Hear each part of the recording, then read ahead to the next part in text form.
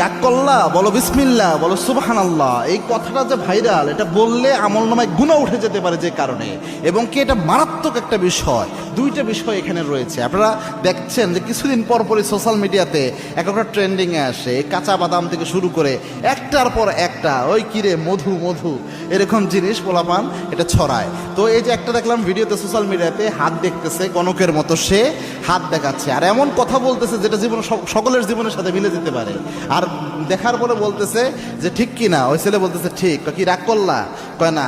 বলো বিসমিল্লাহ, বলো সুবহানাল্লাহ। এখানে প্রথম যে বিষয়টা হয়, রসুলের একটা হাদিস জানেন, আল্লাহর হাবিব সাল্লাল্লাহু আলাইহি ওয়াসাল্লাম জানিয়েছেন, আবু হুরায়রার বর্ণনা, মান আতা কাহিনান, কোনো ব্যক্তি যদি গণকের কাছে যায়, গণকের কাছে যে হাত দেখায়, আল্লাহর হাবিব জানিয়েছেন যাওয়ার সাথে সাথে 40 দিনের আমল বাতিল হয়। আরেক বর্ণনায় এসেছে, আল্লাহর হাবিব বলেছেন রসুলের উপর যা নাজিল হয়েছে সব কিছু অস্বীকার করার গুনাহ আল্লাহ আমলনামায় দিয়ে দেয়, সব কিছুর সাথে কুফরি করা হয়ে যায়।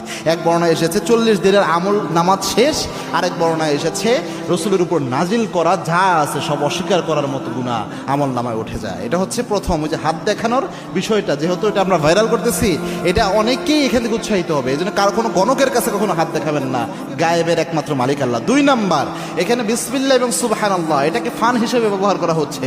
এই যে আপনি যে কোনো বন্ধুর সাথে দুষ্টামি করে, একটা ফাইজলামি করে বলে কি রাগ করলা, বল বিসমিল্লাহ, বল সুবহানাল্লাহ।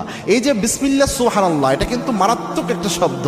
আল্লাহ রাব্বুল আলামিনের বরকতময় নাম বিসমিল্লাহ, সুবহানাল্লাহ, তাসবিহ আল্লাহ রাব্বুল আলামিনের বরকতময়, এগুলার অসংখ্য ফজিলত রাসূল সাল্লাল্লাহু আলাইহি ওয়াসাল্লাম হাদিসে বলে গিয়েছেন। তো এই বিষয়গুলা, এগুলা নিয়ে যদি আপনি ফাইজলামি করেন বা ফান করেন, এগুলা যদি আপনি আপনার স্বাভাবিকভাবে মজা করার জন্য ব্যবহার করেন, তো এটা তো মারাত্মক, এবং এই ক্ষেত্রে অসম্মানজনক হলে ঈমান নষ্ট হয়ে যেতে পারে। এই জন্য এই কাজটা যেন আমরা না করি।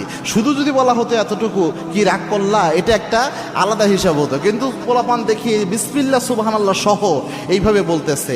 এজন্য একটু সাবধানতা অবলম্বন করা উচিত যে বিসমিল্লাহ সুবহানাল্লাহ শব্দটুকু নিয়ে আমরা যেন ফাইজলামি না করি, যোগ না করি। এটা অনেক যুবক ভাই